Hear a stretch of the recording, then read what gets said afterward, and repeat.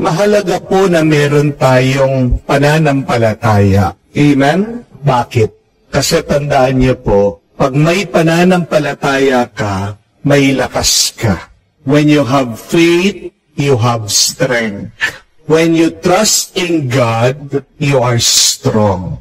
It is important to have personal faith, sariling paniniwala, pananampalataya.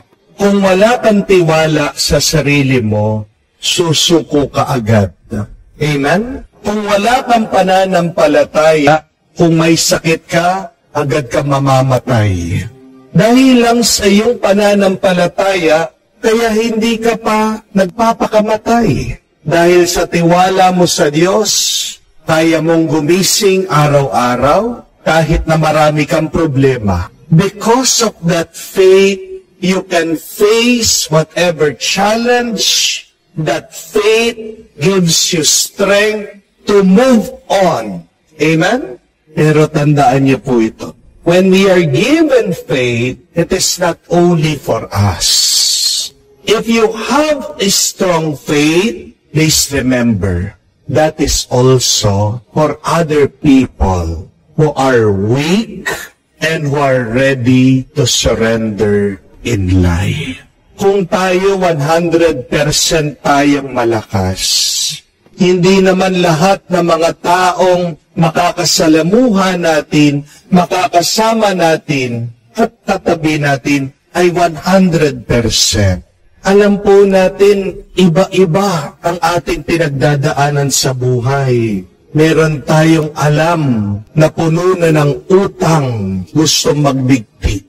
Maaaring meron kang kaibigan, nag-aaway sila ng asawa nila. Maaaring ang kapatid mo may sakit o yang iyong magulang nanghihina.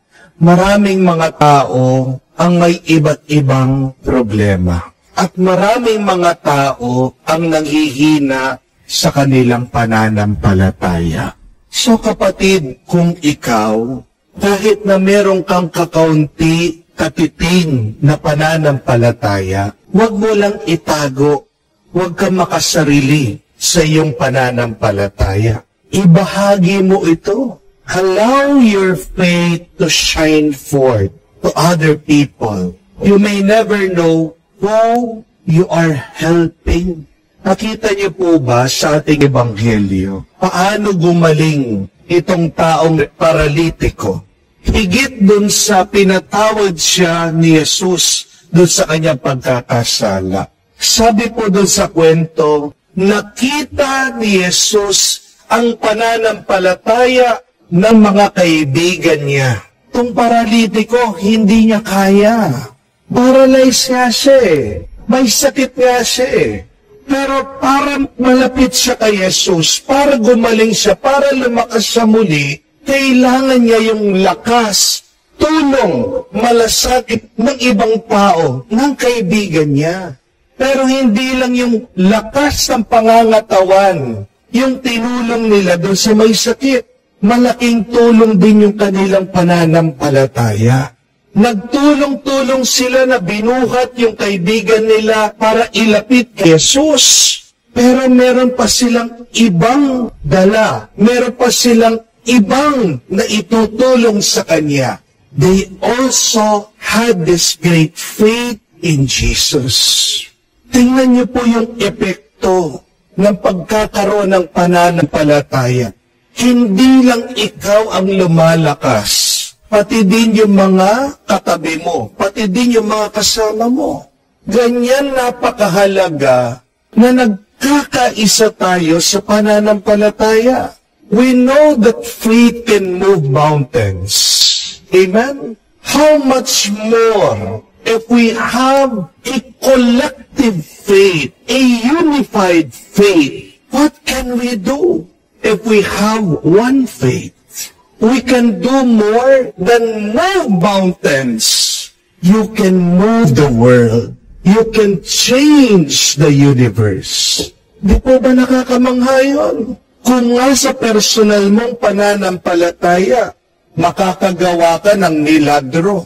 Higit pa Kung pagsasama-samahin natin ang ating pananampalataya, anong hindi natin kayang gawin? Makakagawa tayo ng mga nakakabigla, nakakamangha, napakagandang bagay dito sa mundo kung magtutulungan lang tayo sa pananampalataya. Amen? Kaya napakahalaga na kahit na may kasama ka na depressed, malungkot, bugnot, wala sa mood, reklamador, pangit ang ugali, huwag mong hahayaan na mamatay ang iyong pananampalataya. Sa pamilya, kung wala po sa mood yung asawa, yung lalaki, kung hindi masaya, may pinagdadaanan ng lalaki, sana kayo po mga babae, keep the faith. Kung ang haligi ng tahanan hindi niya kayang maging malakas, ang ilaw ng tahanan, magliwanag kayo. Kung minsan naman, ang babae, siyang mahina, sana kayo po mga lalaki mag-effort. Kahit meron lang isa sa pamilya, ang may pananampalataya, huwag niyong hahayaan na mamatay, magdilim ang pananampalataya sa inyong pamilya. Dahil kahit na merong isang nananampalataya, nagtitiwala sa Diyos, kakayanin at kakayanin pa rin ang pamilya. Amen? Ganyan din po napakahalaga na kailangan nating lumapit, maghanap, hindi lang na mga mayayaman na kaibigan, matatalinong kaibigan, mga madiskarteng kaibigan, mga masasayang kaibigan. But look at your company, at your friends. Do they have deep faith? Kailangan din sa pagkakaibigan natin ng malalim na pananampalataya. Dahil tingnan niyo po, dahil sa pananampalataya ng ibang tao, ikaw din ang nakikinabang. Dahil sa tiwala ng ibang tao, ikaw din ang natutulungan. Nang po minsan, pagod na pagod ako. Kasi sunod-sunod po yung aking mga schedule. Hapon na, inaantok na po ako, meron akong ikakasal. At talagang tamad na tamad po yung aking pakiramdam. Bago po ako mangasal, merong isang lalaki lumapit dun sa aking upuan. Sabi niya, Father, hindi ko po palalampasin ito. Alam niyo po ba, ang tagal ko na kayong hinahanap. Hindi niyo po ako kakilala, pero nung bata-bata kayong pare, nagmimisa kayo dito sa isang simbahan sa San Fernando. Palagi po ako nagsisimba sa inyo. Yun po yung mga panahon na kung saan sumuko na ako sa buhay. Wala akong ganang magdasal. Dati po akong metodista. Pero nung minsan na nagmimisa kayo at nag-homily, napadaan po ako sa simbahan, narinig ko kayo. And since then, palagi po ako nagsisimba. Doon ako sa pinakaharap. Father, salamat po. Salamat po sa inyo. Pinalakas niyo po ang pananampalataya ko. At alam niyo po, doon lang po sa sinabi niya na salamat. Naging daan ako, naging instrumento ako. Meron pala ako natulungan. Nawala po yung antok ko. Nawala po yung pagod ko. Tingnan niyo po mga kapatid, minsan hindi man tayo aware. Minsan hindi man natin naiisip yun. Hindi tayo mulat. Meron pala tayong natutulungan. So, huwag kang susuko. Huwag kang bibitiw sa Diyos. Magpatuloy ka sa iyong pananampalataya. Dahil tandaan mo, ang pananampalataya mo ay iyong lakas. Ang pananampalataya mo ay lakas din para sa ibang tao. So hayaan mo na magliwanag ang iyong pananampalataya.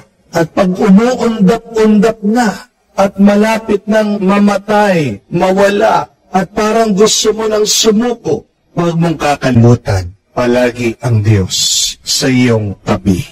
Naway palaging palakasin ng Diyos ang ating pananampalataya nang magsilbing liwanag sa ating paglalakbay, lakas sa gitna ng ating mga problema. Tandaan din po natin that faith is our response to the love of God. Ang ganda po nun. Ng pananampalataya ay ang sagot natin, tugon sa pagmamahal ng Diyos. Kaya, gusto mong lumakas ang iyong pananampalataya, isipin mo kung gaano ka kamahal ng Diyos.